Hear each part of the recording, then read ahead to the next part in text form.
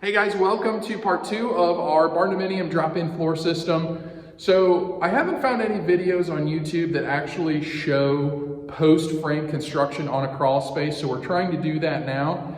And it's kind of a unique floor system. There's probably a bunch of different ways you can do this. This is just how I'm doing it and how our engineer drew the plans up. So I'm following his guidance and we're gonna make this thing happen. Today being part 2, we're going to start putting lumber in, and you can see behind me we have our sill plate in with some foam insulation board installed above our brick ledge or reverse brick ledge. Now we're going to go through and finish this up. I'll show you this whole process. If you're new to the channel, I encourage you to go back and watch. We have a couple of videos on prepping the stem wall and the reverse brick ledge, or I call it the inside brick ledge. Prepping that, getting it ready for what we're actually doing today. Part 1 in this whole series was actually getting the piers that support the girders set, laying the block and mortaring that all together. So that was kind of a fun video. Go back and check that out if you haven't watched it. Let's get into today's video and let me show you how we're completing this portion of the build, and then we'll go into hopefully setting some girders and setting our 2x10 floor joists. The first thing we're going to do is stick our insulation board in here. And that looks pretty good. That should hold it. Now we're going to get our gasket.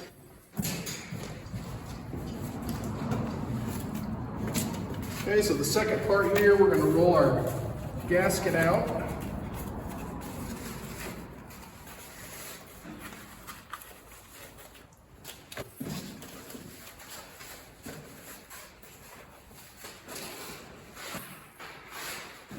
Okay, then our sill plate goes on top.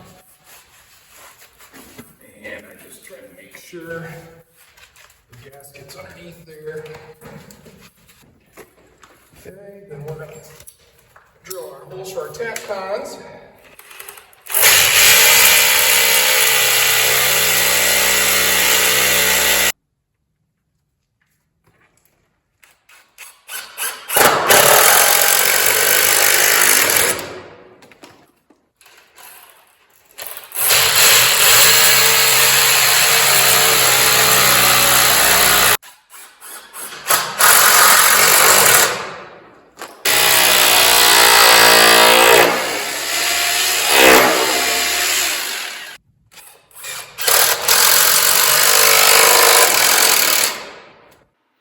Okay guys, pretty easy stuff here, so we're going to speed through this last section of wall and get this stuff installed.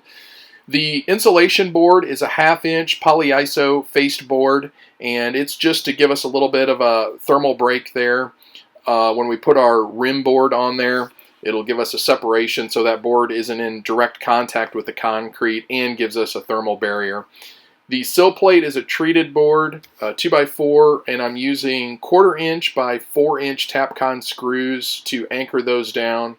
They're really not for uplift protection because the floor system is totally separate from the wall system, so you're not, or at least I don't see any way that I could have any uplift forces on the floor system. So it's not really protecting the floor system for that like it would on a traditionally built home.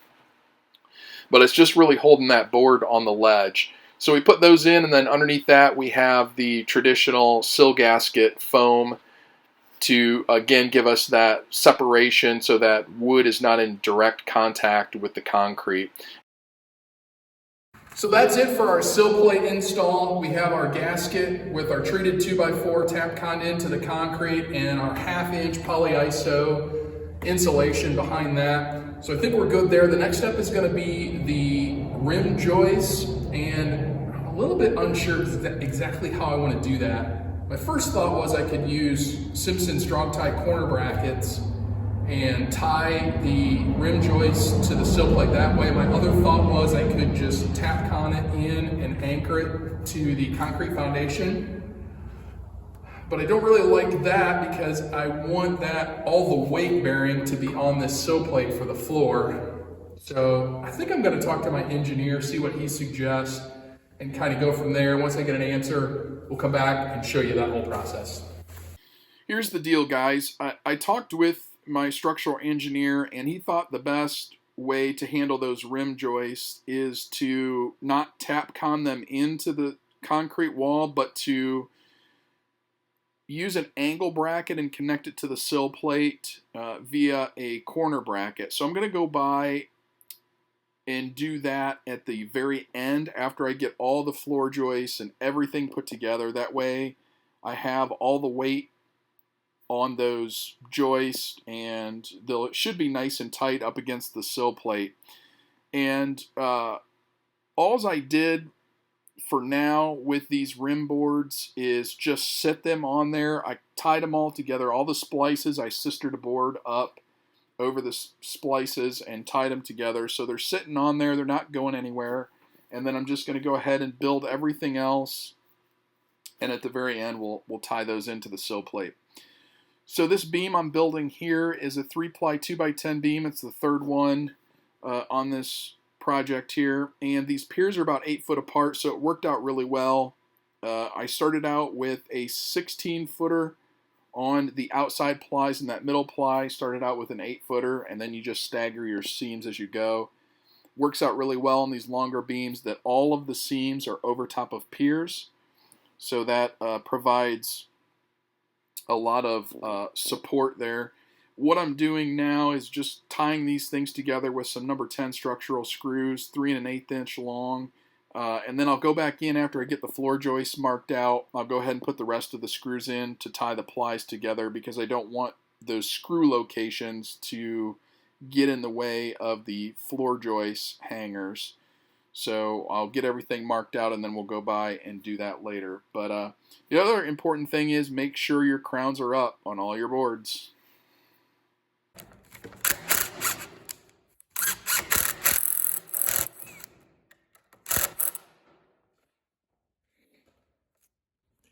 Okay, this is where you have to do a little bit of work here and get these plies as even as you can, because it's just going to make the flooring install that much easier. So use a little bit of leverage.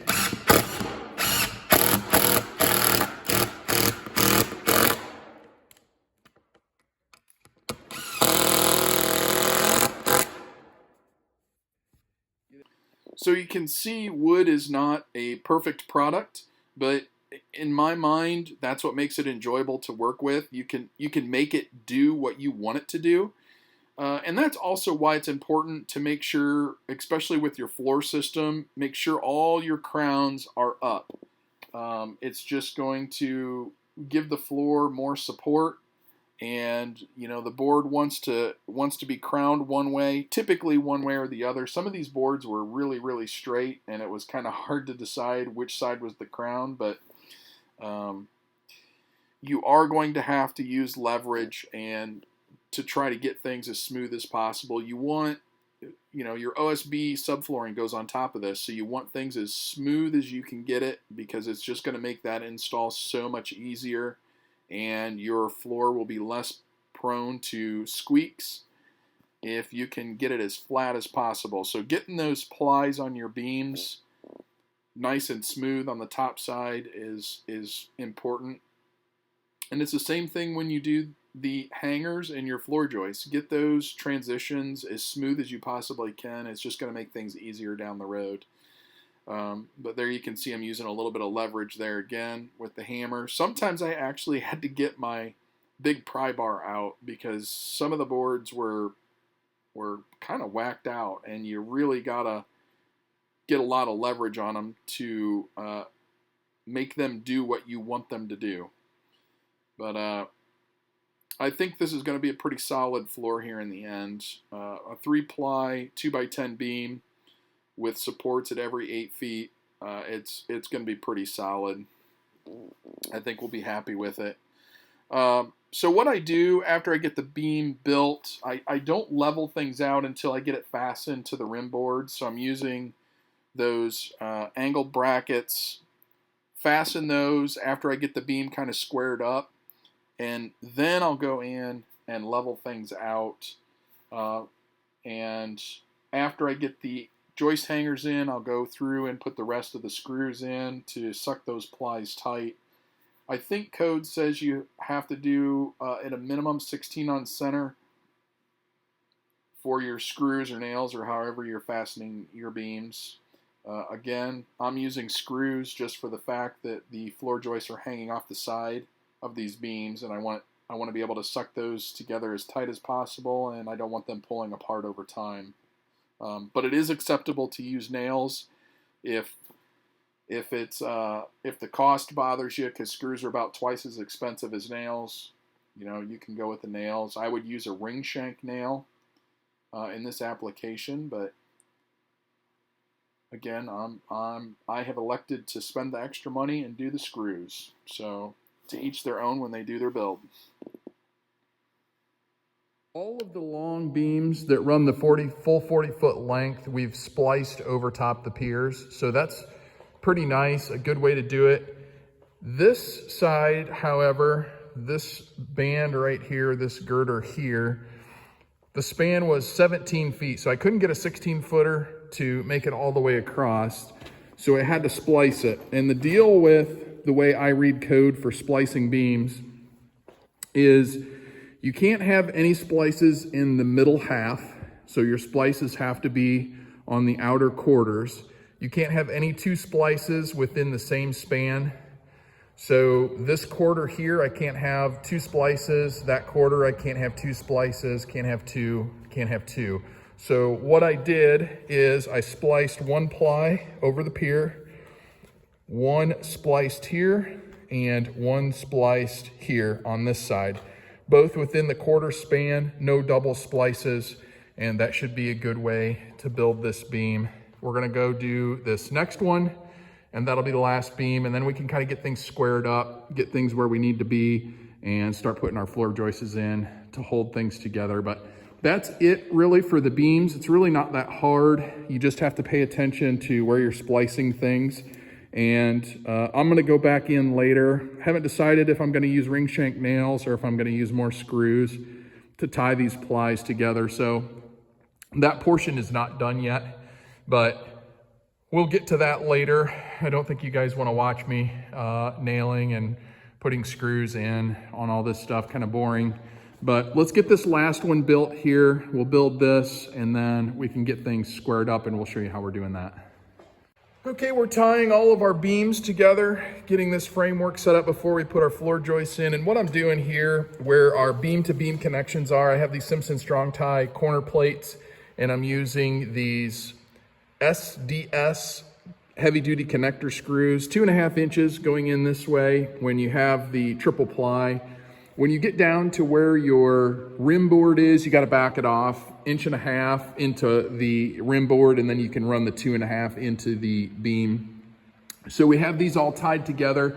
I have my laser set up. What I've done for leveling this thing, I have my pressure treated board on top of my pier here, which is called out by the blueprints.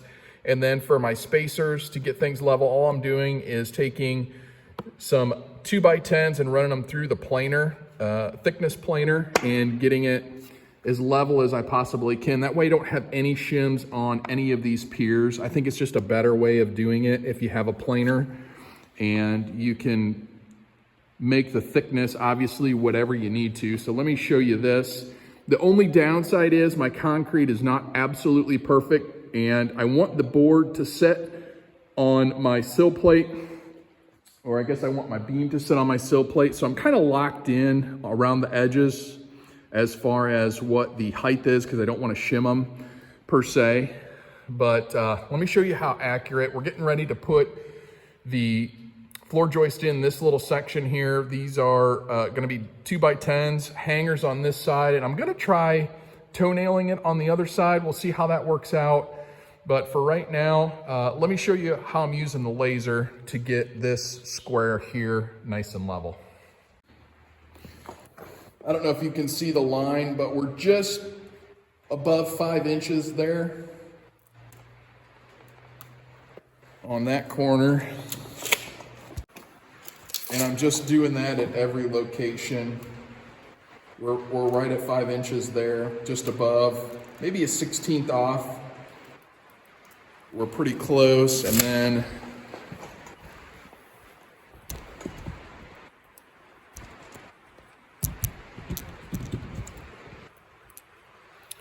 Come over here on top of this pier, and you can see we're right at 5, just a fuzz above.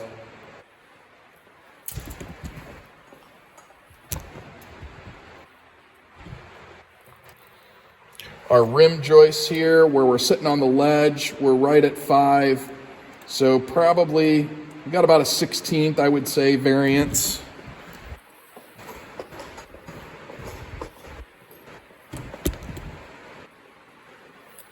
And over here, we're looking about the same thing, right at 5. Now that we're inside, this laser is pretty handy, and I don't need my receiver to tell where the line is, so I can use my tape. We have this section here pretty good. I think we're within a 16th of an inch, so I'm very happy with that. We're gonna go ahead and start putting some floor joists in. We have the 3-ply beam to my right. We're gonna use Simpson strong tie hangers on that. And then I'm gonna try toenailing it up against the rim board. I'm not 100% sure that I really like that, but it is sitting on the sill plate. So we'll just kind of see how it goes, and we can change it up if I don't like it. But we're gonna finish getting all of my marks where they need to be on the top here, so we get our joists running nice and square, and we'll show you that whole process. So here's how I'm placing my hangers. I just cut a small chunk of 2x10 here, and this allows me to get things right nice and flush at the top, which is what I want for my flooring.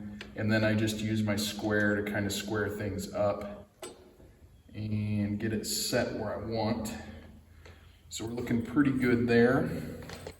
So I'm gonna go ahead and hammer these prongs down to hold the bracket in place.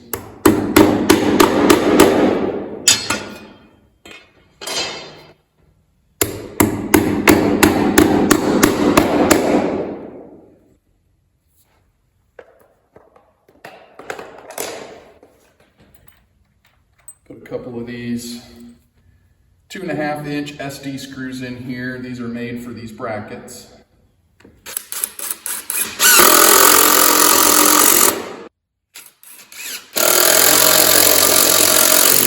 Doing 16 on center, and I mark both 3/4 on either side, so I can get this placed exactly perfect, because our sheathing needs to fall in the middle of this, and we don't want to have issues with our ends of our sheathing, so placement on this is critical. With a 15-foot span, I was a little bit worried about if these things were going to bounce or feel spongy, and they really don't. They feel really solid.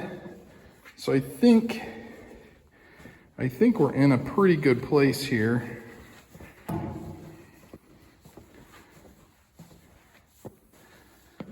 And no squeaks. So I think what I'm gonna do, I'm gonna move these tables. I'm gonna put a couple of pieces of OSB up here and then get these tables moved up. And then we'll get this middle section done here. That's gonna require hangers on both sides, so we're gonna get cracking on those and see if we can't get this section done yet tonight before we lose our daylight. And we'll give you another look. The blocking, I really like doing this on the ends. I'm blocking every other. And I think that's gonna work out pretty well. Ooh, see, that one's got a little bit of a rock. I think I'm gonna have to shim that one. You can see I got some shims under here. This little section of wall here, about 10 feet of wall, is it's got a little bit of a wave in it. These feel pretty good here, but these are up just a little, an 1/8 maybe. So 2 more, we'll put shims in those and see how that works. Since these brackets are face mounted, I like to use screws, being the joist is hanging off the side, but I'm using nails for the double shear side, and you're driving them in this way. So I think that's a good application to save a little bit of money and use some nails. There's not really any pulling force on this nail. It's not trying to pull out because the bracket is holding the board. This is just to kind of hold things tight in the bracket. So the screws are about twice as much as the nails. So I'm saving a little bit of money by using the nails. You get 4 of them per bracket. And that can get kind of expensive if you're using all screws, which there's nothing wrong with using screws. I'm just using nails just to save money, and it gives the arm a little workout, which is nice. All the brackets are on this last bay here on this side. So we're gonna go ahead and get these all cut, get them set in here, and then we'll have, I guess, 1, 2, 3, we'll have a 4th of it done, which is pretty good. Right. Okay, now these shims here are just temporary, but now I can go get the planer, get 2 boards made here. Those 2 look pretty good. That one's, the beam needs to sit down on that, so I think once we get some weight on it, that'll turn out to be pretty good there. And the far one is good, so we honestly just need to make 2 boards, 1 1/8 and 5/8.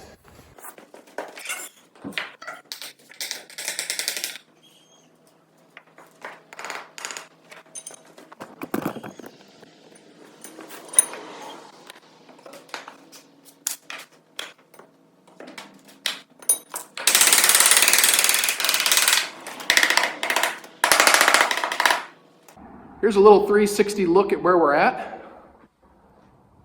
Making pretty good progress on the floor. Kind of in a little hole here, a few more joists to put in. This has to come out. Really not looking forward to moving that pile of OSB, but we're gonna get that out and kind of spread it around the floor. I'm gonna cut this video and we will come back. The next video will give you a look at the final floor product and the results of the framing inspection for the floor, and hopefully start some steel. That's all I have for you guys today. We'll see you on the next video.